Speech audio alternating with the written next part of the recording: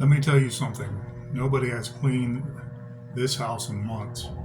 It took me an hour and a half just to wipe down his hallway, up to and in the bathroom, and then his walls all up and down his toilet area.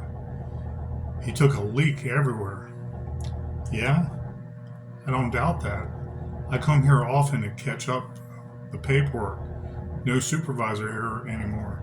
And I put all the toilet paper I can on the seats, not knowing what the hell you're going to catch here.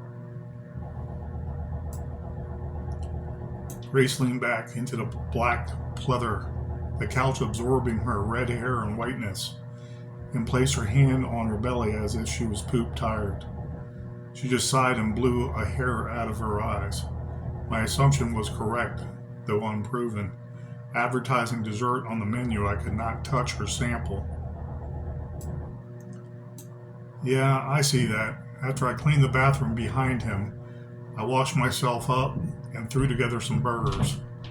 Mark didn't come out at all, so I saved the extra burgers for tomorrow's lunch. Tommy came out only. He sat and moved about in his chair, kind of the same as I saw at the bowling alley. Smiled a bunch, asked how I was doing, and I handed him his plate of soda. Popped me in the cheek, and I was being very polite, but it was no big deal. He ate, said it was good, then rambled on and on as he walked back to his room. Had medication earlier with a pill cup full of water, then went back to bed. I see. He'll grow on you. Happy-go-lucky. Yeah, but that's just it. When I came here in the afternoon, he moved normally. He talked normally. It was not what I expected. He talked normal, and I was pleasantly shocked. What on earth do you mean, James? Normal? Yes, maybe he was still in the thralls of sleeping, but he said, hey, like it was normal. And he walked normally into the bathroom and proceeded to piss normally all over the place like normal.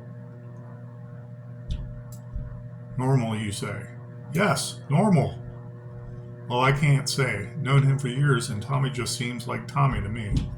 Are their lunches done? Grace asked. She getting up and walking towards the office. I followed behind her, the charade ending, I guess, in her kabuki theater. Darn. Yeah, they're done and in the refrigerator. Internet went down, so I waited an hour before dinner to log back in. So the company owes me about 2 extra hours. I hear it at 3 p.m. sharp. In all seriousness, cleaning took all night, but I was happy it went so quickly. Someone does need to deep clean this whole house on a weekend. Dead bugs are all over the kitchen windowsills. Dust plumes are all in the air filters in the walls. The furniture all has sweat infused in them and are sticky. And there are sand dunes under the living room furniture from years of fast food crumbs and spills. Ooh, sounds like you did a great job. No, that's just it. I did no other job but that and cleaning. Tommy White likes to sleep a lot, thank God. But that was all I did in the meantime, cleaning. I see. Yeah, we'll get it in order. Well, that sounds encouraging, I scoffed, chuckling some. Work in progress, James. I don't like being over here so often that it takes away from the guys that would clean. But Augusta asked me to unfuck this place. That's what I do. Got you. Well, seems there's enough unfucking to go around. Haha, you said it. I didn't mean it that way in any event. No, I get it. You are right. I just think some people here shouldn't be here, or the place would be taken care of. There's a dead snake in the mop closet. A what? Next chapter. There is a time in every man's life when he must hit a milestone a rite of passage, a coming of age, or maybe overcome a fear, that of deep-seated loss of self and loathing. More like a millstone of death around his neck and his soul shackled. He needed to untether and let fall the wheel to its murky depths of Hades. Seeking deep and forever the darkest of blue seas, bring our death, or we become feathers, with our lanterns beckoning out and up as we ascend, peering endlessly out of the chasms of the imaginary hells we cultivate. In the olden days of Camelot, maybe it was the barbarian hordes that tried such men. Maybe it was a ruby-infused saber levered out of stone. Perhaps, just maybe, it was as simple as slaying the burning brimstone dragon of legend and lore. It always a festive celebration afterwards and gifted untoward the heavens forever, peace and harmony. When it does occur, the most nervous of men sometimes falter and sometimes lay beaten upon the isles of failure and rocks of shame. And to the victor goes the spoils, and ego, most of the time. And that second day at Bel Air Lane was not dissimilar. The dreaded old van as loud as a fallen tackle box on a concrete driveway.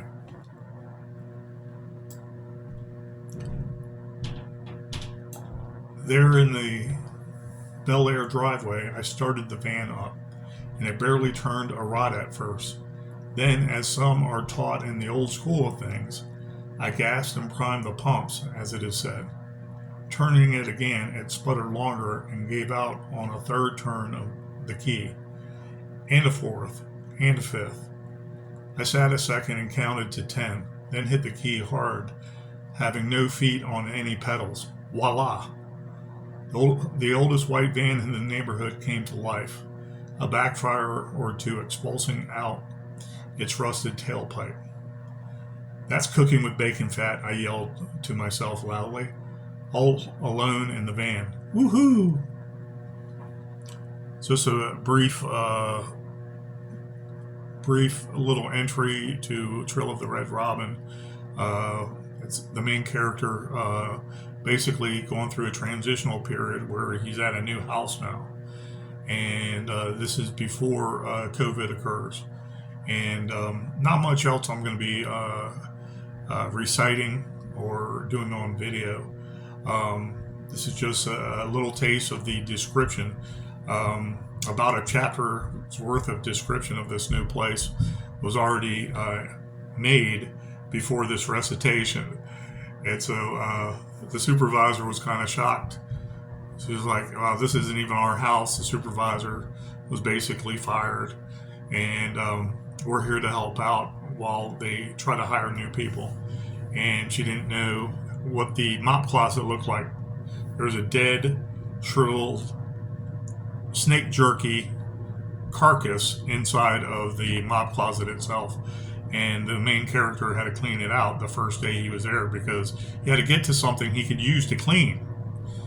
And so it was pretty much a crap hole. But he and her worked together on this new house that's been left in shambles for the clients. And they basically rebuilt the house eventually. So that's the direction I'm going. And it's about 7 chapters in now. I'm happy about the progress. There's a lot of learning the main character has to do and dealing with new clients that he was only briefly introduced to at the beginning of the novel itself. And so it's a lot of a learning process. There is ego involved here, and then there's a lot of letting go of the ego so that the main character and the people he works with learns to work together and build a better future for the clients. And like I said, it was much better, and it was getting better before COVID. With the extra time of COVID, of course, the characters will have a lot of time to also clean up, but the hard part is done. It's a livable house again. There's pride in everybody's work. And then the worst happens, COVID, and all the other shameful things that occurred to everybody dealing with COVID and the leaders of our country and communities, our state, our country, our state, and our local communities. So anyways, in this video, please excuse me, it's harder to read with glasses. These help, but the brighter screen gives me a certain amount of strain on the eyes. And so I wear these to lessen the strain. I don't have to focus as much. So yesterday I did package day, and I will not do a video most likely ever without some pistols or some handguns or some firearms involved. So $249. I was talking about the Opal gun store. G2C. This is an original G2C. I want to say, sorry, PT 111 G2 with the typical orange, or I'm sorry, yellow magazines. These are 12-round magazines. Very dependable handgun. I've test fired the two I like to use, and I want to make sure I test fire these also. I now have 7 of the G series. These are earlier models, but this is brand new. Look at this, is brand new, and the Tennifer like dry matte finish on top of this black is spotless. Wonderful gun. $249. Remember, I was talking about $249, and that's the going rate for these cheaper guns. And I was like, damn, that kind of sucks, but I'll do this layaway. They let me pay this off in 2.5 months. Okay, a little over 2 months. And so it didn't break my bank at all. You know, I did like a $50 payment, waited a month, and paid the rest off today. Okay, so they let me take as much time as I want, unloaded a gun, double, triple checked. Okay, double, triple checked, second strike capability. So if the firing pin doesn't hit the primer the first time, the second time it should, or you tap to make sure that the magazine is in, you rack that bad round out, and bang. Tap, rack, bang is how we were taught in the academy with the Glocks. Okay, so I'm going in there to pay off the $150, and I'm like, okay, what is this one for $199? That's the going rate for these cheaper ones now. There used to be some more flexibility between $150 and $199. Brand new condition, safety, Taurus, G2C officially. Okay, I don't know how old this gun is from Adam. It looks brand new. It has this still on it, so someone probably bought this, put it in the closet, and never fired it. $199. Only one magazine, however. Also 12-round magazine, one of them, and that's probably why it was $199. These usually come with 2 magazines. I'm almost certain with my memory that it was 2 magazines of 12 rounds each. So that's basically 24 rounds with 1 in the chamber. That's 25. 25 rounds of 9mm is no joke for self-defense. Okay, do your own tests, your own empirical knowledge with the 9mm and all the different guns. I know these G2Cs work well. So the G series, I now have more than 7. I'm going to pull them out and actually count them. And I was thinking, because of my children being 5 deep, or I want to say co-owner of the children with their mother and her current beau, and we're all friends, and nothing scurrilous or nothing weird going on, but all of us work together to make sure that the children are taken care of. And I'm actually proud of their mother doing a lot of things in the last few years to better herself and work better with the kids. Great mother. Anyways, I want to have 10 so the kids will have 2. Some of these cheaper guns I can slowly build up to 10 apiece, and then the children will have two of them. You know, my son, I want to say DJ, and my son Jason Philip Francis, they will have say in how those guns are disseminated for their younger brothers as they come of age when I'm long gone. These work. I trust my wife in these. I would dare say trust my children's lives in these, with these, using these when they practice also gun safety and when to deploy in the proper situation, threat of fear of serious bodily injury or death. Okay. Would you use one of these for hunting? Maybe so. Maybe you have to pull this out to euthanize an animal that is terrorizing or about to kill children or kill somebody or bite somebody.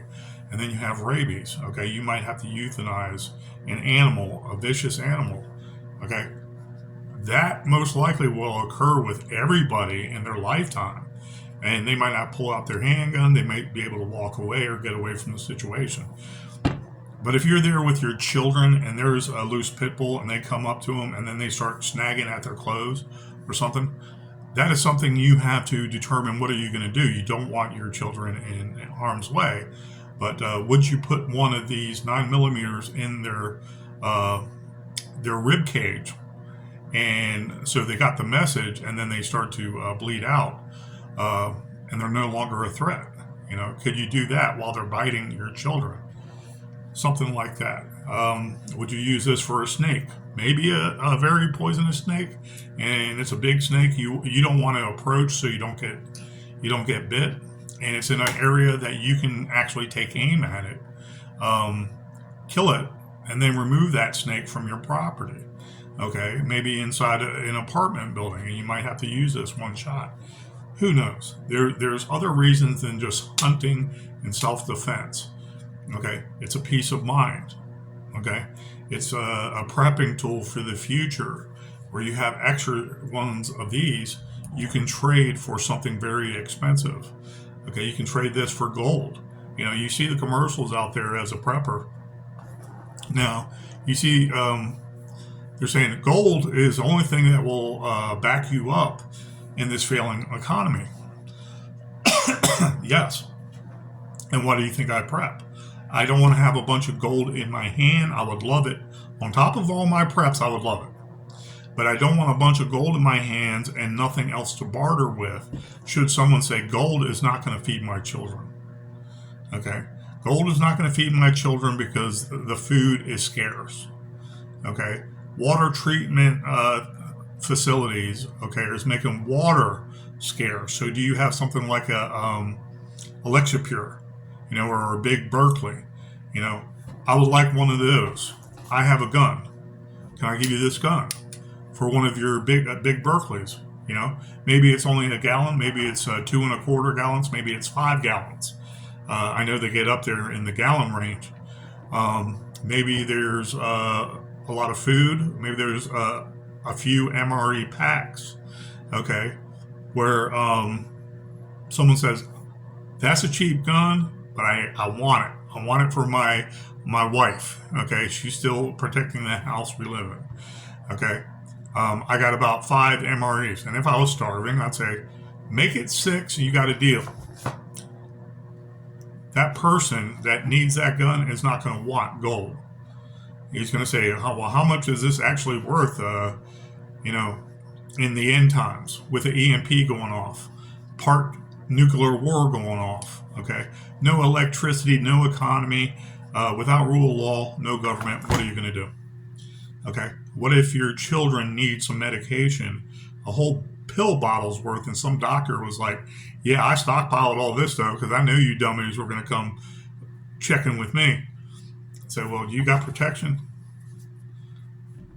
I know on the streets, or I want to say at the market, before the economy fell and that EMP went off, these were worth $200. I know they work, so forget about the $200. If this was for money, this would be worth about $5,000 because you ain't got it. you got some antibiotics. Can I get a bottle of antibiotics that I know works? Because my son is experiencing COVID 15,000 right now. Bam. What about ammunition? A box of ammunition might be very scarce. And people are going to say, okay, I need a box of 9mm. I need maybe a half a case of 22 because I am going away to my range, my estate in the woods, and I do want to farm there, but I also want to kill critters there that are going to eat my stuff, and I also want to eat those critters, okay, as a form of food and sustenance. And I want to hunt for small game. You can actually pop smaller deers in the head with a good 22 rifle. I know it can be done. Okay, so it's like, okay, half a case of 22 that will last him maybe 10 years. Okay, he uses that 22 only when he needs it. It's not a self-defense situation. It's not to ward off barbarians, okay, and barbarian hordes. And okay, 500 rounds of 22 might be like gold to him. If he just wanted gold, what is he going to do with gold except give it to more richer people? Because the more richer people think they're going to have so much gold that they can buy off whole armies, I'm assuming. Don't know. Okay, what is your stockpile? What are your preps? There are other reasons to collect guns than just self-defense, target practice, hunting. Okay, it could be self-defense of animals. It could be, you name it. Okay, barter, trade, sell. All right. When there is no government there, it is not going to be illegal to trade handguns. If some kind of government force comes after you at that point, when an EMP has struck and there has been no police department, no federal government, or nobody assisting you in the community for months, okay, continuation of government, whatever it is called, for the federal government, they might have their protocol. Do you think they're really going to sit there and track you down once everything is up and running? Oh, he sold this. It's like, no, did not sell it. I had no money. I didn't want money. I wanted food, or I wanted something else. And so this is a legal gun. This individual was a human being, and without rule of law, he had a right to defend himself. Okay? He wanted it for his family, couple counties over, while he's traveling there to save his family. Okay, that is not giving it to a felon that's going to rob a store somewhere again 5 minutes later. Without rule of law, the law is a lot different. So, anyways, remember, these are good bartering items also. You know, money is great, but if it's super inflated, so much money, it only gets so much. So gold is the next thing. And then what can you do with gold? Melt it down and make jewelry? Think about that when all these venture capital commercials on the radio or on, I don't know, YouTube or what have you, are saying that you need to invest in gold. Okay, maybe if we still have somewhat of an economy, yes. But if we have rule without rule of law, RAW, or the end of the world as we know it, whatever that name sounded out is, okay, what are you going to do? You're going to be prosecuted by this half government that's not really in existence, but for pillaging from the people at that point because they want their own survival. Yeah, think about that tyrannical government coming hard on you, saying you can't own a gun when a bunch of vagrants are invading your house or your communities, and the looters are terrorizing you and burning things down because you won't come out. They're hoping that they can burn you out and steal what isn't burnt left. What are you going to do then? You're going to sit there and rely on that remnants of government? Yeah. The government, if it's any kind of government, is going to respect your rights to defend yourself first and not make an enemy of you. And they're going to say, this community is protecting theirs. Let's not screw with them with these little freaking ordinances, these little freaking laws that mean nothing when there is no enforceable government to oversee it, including the courts. So 10 years from now, I'm going to be tried for bartering a handgun. Yeah, with the Obamas of the world, they'll try. Anyways, that's without rule of law and the end of the world as we know it. Tewanaki, or whatever they call it. So anyways, guys, I wanted to include some guns in this little recitation of Trill of the Red Robin. The progress is doing good. And this is more or less, I want to say it's a running dossier of the progress of Trill of the Red Robin. But there's not much more I'm going to be embellishing about or reciting. It is beautiful on paper. I'm not the best reader in the world with my eyes that are burning by this time of day anyways. And I love the progress. I'm so proud of it. I just wanted to share with friends. I really did. And I'm hoping that some feelers out there online with traditional publishers, I hope they look at some of the data that I have sent them. And they say, I know what he's talking about. This is a field not many people know, so cha-ching. That's a good topic. That's a good subject matter. And then where is P. Francis McNichol going to go for, at the end? How is he going to do the end? Because P. Francis McNichol always has a twist and turn the last couple of chapters towards the end. And I have many ideas, and I just love writing it right now. I'm going to finish my first 100, hopefully by the end of the weekend, and then work on the second 100, and then the third and the fourth. There's so much information in this, and it's so, I want to say, visual. I really, really love describing everything.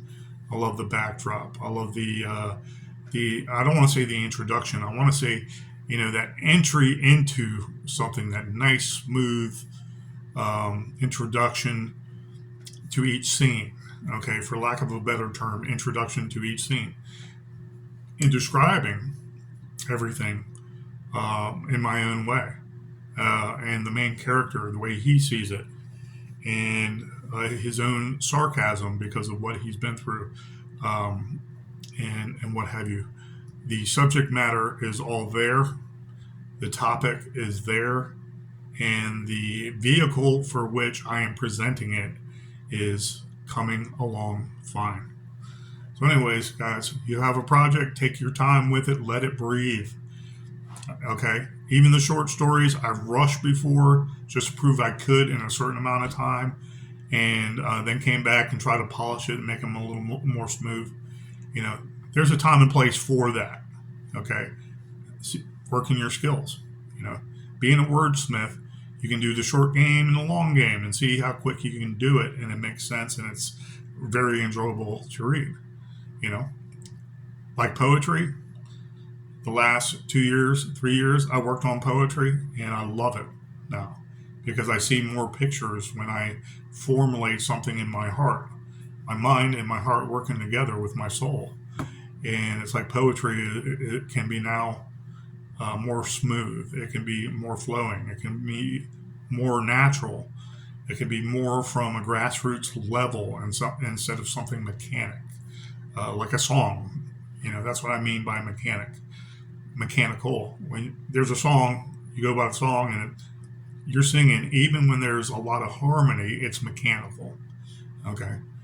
When you read poetry and it's smooth, and it leaves you a lot of visualization, and you're touched by that visualization, okay, it is inspiring. It is well worth the wait and the practice, especially when you see it. You see something like a bird outside, and you're just looking at it, and it's like, damn, all the evolution with that bird, the beauty of that, and some snake might come by and eat the bird. I don't mean it like that, but the evolution of the bird from the original dinosaurs and what was now a bird back then. How did that come to be? There was a lot of nature involved. And I don't mean the animals eating each other and stuff like that, and who won out on whoever. I just meant that God made something so beautiful, and yes, there are trials and tribulations for every animal. Every animal theoretically could be eaten. So it's like you work on the poetry and you work on that visualization and the more natural aspects of it, and you want it flowing. You don't want it choppy like you're singing a song. Anyways, so guys, thank you. I'm working on chapter 7, approaching chapter 7, to be clear, and I want to finish 100 pages by the end of this weekend. I want to have everything done, hopefully by the end of this summer, and work more days on this with a lot more free time to put out about 15 pages a day, maybe 20 pages per chapter, and about 15 pages a day. So I thank you guys. Please be safe out there and enjoy your weekend to come. Protect yourself, protect your family, protect your community, protect your state, protect your God, great United States. That's all I have to say to all my friends out there and anybody that watches this in the future. God bless you.